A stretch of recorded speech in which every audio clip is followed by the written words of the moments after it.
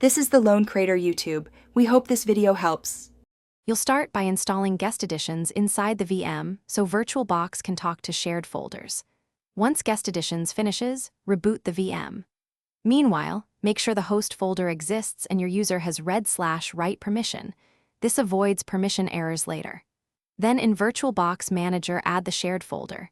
Select the host path, give it a clear name, and enable auto mount and make permanent if you want it available every boot.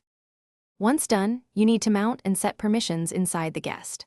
On Linux, create a mount point, then run sudo mount tvbox, shared name /mnt/path. If you want persistent access, add your user to the vbox group and update /etc/fstab with the vbox entry.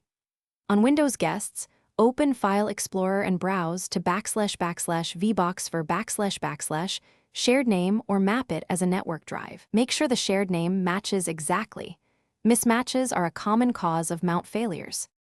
To finish, test by creating, editing, and deleting a file in the shared folder from the guest to confirm read/write access. If auto mount didn't work, add a manual mount command or put the vbox entry in /etc/fstab on Linux so it mounts at boot. If you see permission errors, check host ACLs and ensure the guest user belongs to the vbox group, then reboot the VM. If problems persist, reinstall guest editions and retry the mount steps. Thanks for watching. Consider subscribing if we helped you.